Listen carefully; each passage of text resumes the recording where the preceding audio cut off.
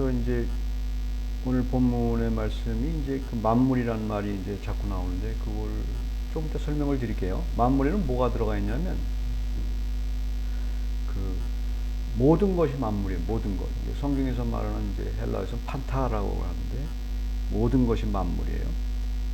그러니까 all thing, everything. 근데 그게 그 중에서 뭐가 들어가 있냐면 이제 삶과 죽음, 우리의 운명, 그다음에 우리가 그런 커다란 주제 말고도 우리 개인적으로 일어나는 모든 일들, 개인적으로 힘든 일들도 있고 기쁜 일도 있고 그다음에 여러 가지 사건들도 일어나고. 그러니까 하나님이시기 때문에 만물이라고 하나님이 말씀하시면 모든 거예요. 우리가 생각하는 생각까지 모든 게 이제 하나님이 알고 계시고 그 만물을 하나님이 통치한다는 거예요. 통치한다는. 그거가 이제 믿게 되면 그걸 알게 돼요. 믿지 않으면 그게 뭔지 몰라요. 그러니까 예수 그리스도를 믿게 되면 우주를 알게 되는 거예요. 그 엄청 만물이라는 것은 우리는 이제 우주까지 포함하는 거거든요. 그러니까 그거에 대한 것을 이제 알게 되는 거죠. 근데 이제 그게 믿음으로 이제 가능한 이야기죠. 근데 오늘 이제 말씀을 보게 되면 우리가 이제 그 우주적인 사건이나 뭐 세상에서 일어나는 모든 일이나 그것도 물론 관심이 있지만 우리에게 일어나는 일들 가운데서 만물 안에 포함된 것 중에 하나는 우리의 고통이잖아요. 죽음까지 포함한 우리의 고통, 그 다음에 살아가기 위한 어떤 고통.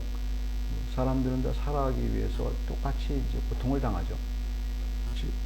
즐겁게 살려고 하지만 살기 위한 그 몸부림은 죽음으로 향하는 그 과정이에요. 아무리 그걸 갖다가 비관적으로 얘기하지 말라고 해도 성경은 단언을 하죠. 우리는 죽음으로 향해 가는 여정에 있고 작은 죽음들이 있어요. 죽음이 있다면 작은 죽음들이 뭐냐면 고통이에요. 고통이 쌓여서 살기 위해서 몸부림치다가 고통이 쌓이게 되면 그 다음에 이제 그 죽음으로 이제 가게 되는 거죠. 주님이 오신 것은 그것을 극복하기 위해서 오신 거예요. 그거를 해결해 주시기 위해서 오신 거예요. 이제 그거가 이제 굉장한 능력이고 하나님이시기 때문에 그 만물 안에 포함된 죽음과 작은 죽음들, 우리가 고통당하는 그런 것까지 다 극복하게 해 주신 거거든요. 근데 이제 그게 믿음으로 가능해요. 믿음으로 가능한데 어떻게 그 사도 바울, 이게 고린도 전서는 이제 사도 바울이 고린도 교회에 이제 쓴 편지예요. 편지인데 그 편지의 내용을 잘 읽어보면 그 포인트를 알 수가 있어요. 사도 바울이 이래서 그 확신이 있었구나. 이래서 그 믿음을 갖고 있었구나를 알 수 있는 거예요. 성경에 고맙게도 게 있어요. 우리의 이제 믿음의 선조들 가운데 그 사도 바울이라는 사람이 있었는데 그 사람이 그걸 가졌구나를 알게 되는 거예요. 그 다음에 볼품없는 사람이 없다 할지라도 그걸 가졌기 때문에 천하를 가진 사람이고 하나님을 가진 사람이고 그런 사람이 되는 거죠. 그게 우리의 신앙의 목표가 될 수 있어요. 신앙의 목표가 그냥 믿고서 이제 구원받고 그냥 이 세상에서 고생하고 살다가 그냥 하늘나라 가면 되지. 이게 아니고 지금부터 이미 그리스도의 그 놀라운 능력을 알게 되는 거예요. 알게 되고 그것을 체험하게 되는 거예요. 근데 그게 말씀에 있어요. 말씀에 있어서 항상 오직 말씀이라는 것은 말씀을 통해서 그것을 알게 되면 굉장한 능력이 생겨요. 그럼 만물을 통치하신 하나님 알게 되면 굉장한 능력이 생기죠. 오늘 그거를 이제 알아봤으면 좋을 것 같아요. 말씀을 보면서 이게 어떻게 일어났는지를 이제 보게 되면 돼요. 읽어보면서 제가 말씀을 드릴게요. 24절 보게 되면 고린도전서 15장 24절. 그 후에는 마지막이니 그가 모든 통치와 모든 권세와 능력을 멸하시고 나라를 아버지 하나님께 바칠때라. 여기서 커다란 우주적인 사건에 너무 신경 쓰다 보면 이게 우리에게 와 닿지 않아요. 그런데 이걸 갖다가 마지막인 우리 만물 속에 포함된 마지막이 뭐예요? 우리의 마지막을 우리가 늘 마지막으로 생각하는 게 뭐예요? 죽음이잖아요. 죽음이란 말입니다.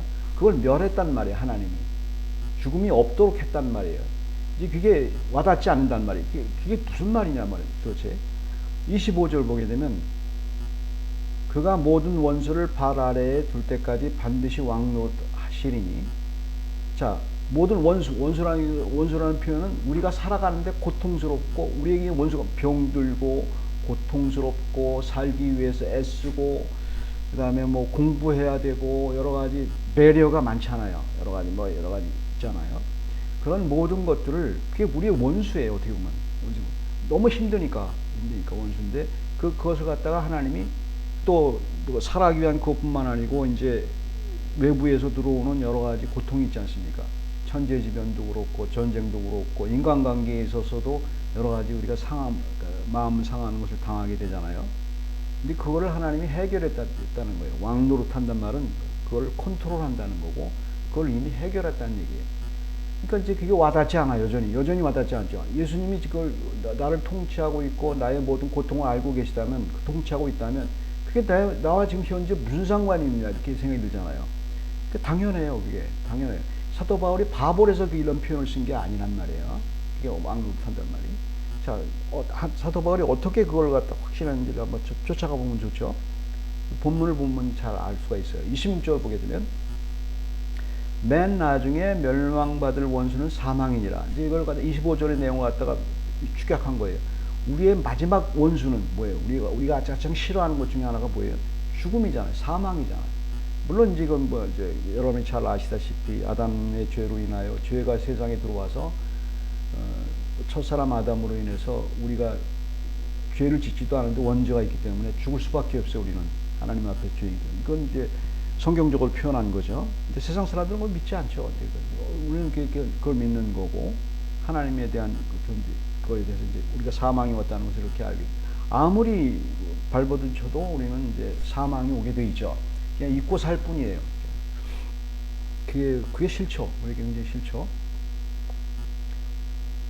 그 다음에 이제 맨 나중에 근데 26절의 내용 중에서 제일 중요한 것 중에 하나가 여기서 사용된 동사예요. 맨 나중에 멸망받을 원수는 사망일 거다 이렇게 표현을 해야 되지 않습니까? 이걸 이제 헬라어 원문에서 이렇게 뽑아내야 돼요. 거기서 뽑아내게 되면은 원래 그 원문이 제대로 쓰여지려면 문법에 맞게 쓰여지려면 맨 마지막에 우리의 멸망받은 게 사망이잖아요. 우리가 죽음이잖아요. 죽음은 우리 미래에 있잖아요. 우리 미래에 있잖아요. 어쨌든 미래에 있단 말입니다. 그것이 이제 멸망받을 원수는 사망일 거다 이렇게 표현이 되잖아요. 근데 이제 그 공문 성경에서는 이제 좀 애매해져 이렇게 되는데 그 원문에 보면은 이게 현재형으로 되어 있어요. 현재형. 그러니까 맨 나중에 멸망받을 원수는 사망이다. 사망일 거다가 아니고 사망이다. 이렇게 얘기했어요. 이거는 무슨 표현이냐면은 확신이 있을 때 그런 표현을 써요. 확신이 있을 때, 분명하게 보일 때. 그러니까 이제 우리도 그렇지 않습니까? 현재형을 쓰지 않습니까? 영어에서는 그런 거 많이 쓰죠. 현재형을 쓰는 경우가 많이 있어요. 그렇게 확신이 있을 때. 근데 이걸 왜 얘기하냐면은 나중에 사도 바울이 쓴 헬러 원문을 보게 되면 이게 동사가 막 뒤집박죽 된단 말이에요. 그러니까 이게 왜 그러냐면 일관성이 있어야 되잖아요. 일관성이 없어요. 근데 요 26절, 27절까지 일관성이 없어요. 동사가 이상해요. 근데 그게 강조용법이에요. 26절에 자기가 분명히 사도 바울이 말하는 건 사망은 이미 사라졌다 이 말이에요. 사망은 내게 없다고 표현하는 거예요. 사망은 원수기 때문에 그거를 하나님이 없다는 얘기가 아니고 극복하게 해줬다는 거예요. 사망은 분명하게 사망. 우리에게 육체적인 죽음이 와요. 오는데 그거를 극복할 수 있게 해줬단 말입니다. 그게 어디서? 27절에 보면 나와요. 27절에 만물을 그의 발 아래에 두셨다 하셨으니 만물을 아래에 두셨다 말씀하실 때 만물을 그의 아래에 두신 이가 그 중에 들지 아니하는 것이 분명하도다. 이게 좀 어지러운 부분이죠. 이렇게 간단히 말해서 그거예요. 만물이라는 표현을 아까 말씀드렸죠. 그러니까 사망이 만물에 포함되어 있어요. 그러니까 사망만 얘기하는 게 아니에요. 우리의 삶의 모든 것들, 만물을 하나님 예수 그리스도가 통치한단 말입니다. 통치한단 말입니다. 통치하고 만물 안에 그 예수 그리스도는 들어있지 않아요. 그래서 통치하는 분이 어떻게 들어있어요? 거긴 하나님이시기 때문에. 그래서 그분이 이제 하나님이라는 걸 이제 안다는 말입니다. 그러니까 여기서 쓰인 동사도 재밌어요. 만물을 그의 발 아래 두셨다. 여기서 쓰는 동사는 모두 과거형을 썼어요. 쉽게 말해서 과거형을 썼어요. 이게 과거형을 쓸 수 있는 게 아니잖아요. 앞으로 올 일이잖아요. 만물을 갖다 통치하고 물론 그건 현재형을 써야 되잖아요. 현재형을 쓰든지 하나님이 내가 모든 사망과 모든 만물을 갖다 통치하고 계시다. 그럼 현재형을 써야 되잖아. 현재 지금 내가 삶에서. 근데 그게 과거형으로 되는 거예요. 그러니까 전부 과거형을 써서요. 그러니까 이런 얘기예요. 그러니까 이제 우리도 그런 말 있잖아요. 어떤 일이 일어나는 것 같다 분명할 때, 아주 분명할 때 과거형을 쓰지 않습니까? 나는 이미 이겼어. 나는 이미 승리했어. 이렇게 과거형을 쓰잖아요. 나는 승리할 거다. 이렇게 표현을 쓰지 않고 나는 이미 승리했어. 이렇게 얘기하잖아요. 그게 분명하기 때문에 그렇죠. 분명하기 때문에 이제 그런 그 표현을 쓴 거죠. 그 다음에 28절은 그냥 그 동사가 그냥 미래형으로 나가요. 만물이 다 28절에 나오는 그 동사 만물이 나오잖아요. 그것을 복종하게 하는 것도 다 동사가 미래형으로 갑자기 변화가 돼요. 그러니까 27절과 28절이 그 같은 동사가 쓰이는 게 아니고 21절은 과거형으로 사용되고 28절은 그냥 미래형으로 사용돼서 원래대로. 그러니까 27절에서 28절로 일어난 어떤 사건이 있을 거 아니에요. 어떤 사건이 있을 거 아니에요. 그게 뭐예요? 27절 마지막 절에 그 중에 들지 아니한 것이 분명하도다. 확신이 있었기 때문에 확신이. 사도 바울이 확신이 있었기 때문에 이제 그 모든 것이 이제 내게 있는 만물 속에 있는 우주적인 사건이 주님이 다시 올 때 다 해결될 뿐만 아니고 나의 모든 문제도 나의 조금 일어나는 여러 가지 고통스러운 문제 이런 것까지도 그다음에 삶의 어려움 이런 것까지도 그다음에 그것의 연장선에 있어서 우리의 죽음으로 가는 죽음까지도 이제 하나님이 분명히 해결해 줬고 이제 해결해 줬다. 그걸 확신을 이제 갖게 된 거죠. 그럼 그 확신이 어디서 있었겠습니까? 그 확신만 있으면 되잖아요. 그 확신이. 초대교회 이제 크리스찬들이 이제 가지고 있었던 그 고린도전서에 있는 얘기 16장 22절에 보면 주여 어서 오시옵소서 그런 표현이 있죠. 그게 마라난타라고 하는데 그게 어떤 거냐면 주님이 반드시 온다는 확신이에요. 확신이 온다. 주님이 확신이죠. 오늘날도 그 주님이 다시 온다는 확신을 갖고 살아야 되죠. 이 사람들은 지금 이미 죽은 사람들이지만 하나님 나라에 지금 들어가서 이게 영생까지 포함된 거예요. 살아있어요. 이 사람들은 살아있고 여전히 기다리고 있는 거예요. 그러니까 기다린다는 표현을 쓸 때 어떤 표현을 써야 되냐면 확신 가운데 이것을 예수 그리스도가 확신 가운데서 이제 그게 있어야 되지. 예수님이 다시 온다는 말입니다. 다시 오고 만물을 완벽하게 자기 발 아래 두고 내 모든 문제가 이미 해결된 것으로 이제 해주신다는 확신 가운데 있어야 되잖아요. 그러면 그게 있으려면 그게 그 문제가 성립되려면은 마라난타 했던 그 초대교회 교인들이 주여 오시옵소서 여전히 기다리고 있어야 되는 거 아니에요. 기다리고 있어야 되잖아요. 그 얘기는 무슨 얘기냐면 그들은 살아있는 거예요. 살아있는 거예요. 그래서 주님이 다시 오실 때 그들도 같이 주님과 영접할 거예요. 그게 확신 가운데 있는 거예요. 모든 것이 분명해야 그 다음 단계를 갈 수가 있어요. 이게 분명하지 않으면 이게 이상한 거예요. 주님이 다시 오는 그 사람이 죽었는데 주님이 오시기 전에 그들은 이제 죽었는데 그 사람이 기다리는 건 헛거 아니냐 이렇게 생각하잖아요. 그러니까 분명한 그 확신 가운데 거하는 그 확신이 사도 바울에게 있었던 거죠. 그러니까 우리의 그 믿음이라는 것은 그 확신 가운데 있을 때 이제 극복이 돼요. 그러니까 가장 이제 우리의 고통 중에서 가장 큰 고통이 뭐냐면 그런 고통이잖아요. 그러니까 기다리는 것도 고통이죠. 기다리는 것도 고통이죠. 사람들이 삶의 개인적인 일상을 들여다보자고요. 삶에서 이제 일상의 어떤 것들을 보지 말고 우주적인 사건을 가기 전에 내 사건이 있는 사건만 먼저 보자고요. 우리 일상생활에서 힘든 게 기다리는 거잖아요. 기다리고 기도하고 기다리고 기도하고 기다리잖아요. 근데 그 기다릴 수 있는 거는 기다리는 것도 능력이에요. 하나님이 능력을 주셔야 기다릴 수가 있어요. 능력을 주시지 아니하시면 기다릴 수가 없어요. 기다릴 수가 없고 기다린다는 표현도 못하죠. 기다린다는 표현을 못하죠. 그래서 하나님이 우리들에게 능력을 주신다는 것은 우리의 극복할 수 있는 힘을 이제 주시는 거죠. 그래서 그게 주님이 나와 함께 있다. 이제 그거를 주님이 우리에게 고통과 사망, 일상의 고통과 사망을 주시지 않겠다고 약속하지 않았어요.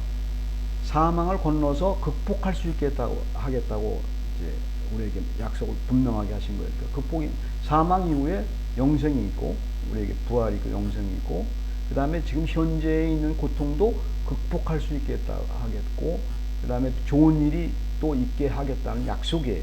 약속이죠. 그 약속 속에서 그 약속이 분명해야 돼요. 분명하지 않으면 이게 그 다음 단계는 못 가요. 신앙생활에서 가장 힘든 것 중에 하나가 확신 가운데 거해야 돼요. 분명히 알고 믿음의 확신 가운데 거하지 않고서는 그 다음 단계를 해결이 안 돼요. 그 다음 단계를 해결이 안 되고 그렇게 되죠.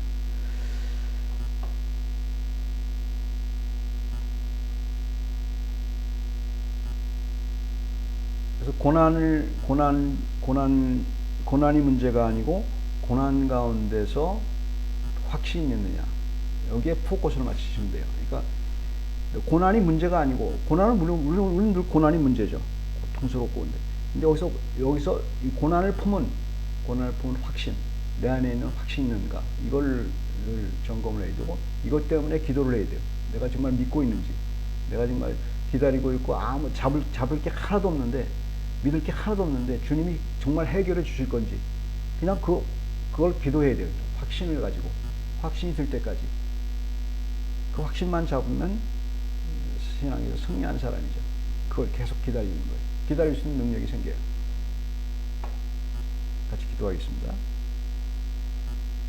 사랑의 하나님, 주께서 저희들에게 주신 은혜 중에서 가장 큰 은혜가 예수 그리스도를 저희에게 주신 것입니다. 그걸 저희가 알고 있습니다.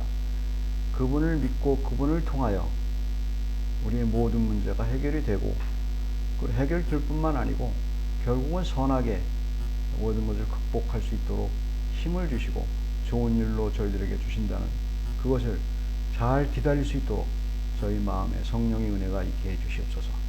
감사드리고 예수 그리스도 이름으로 기도드립니다.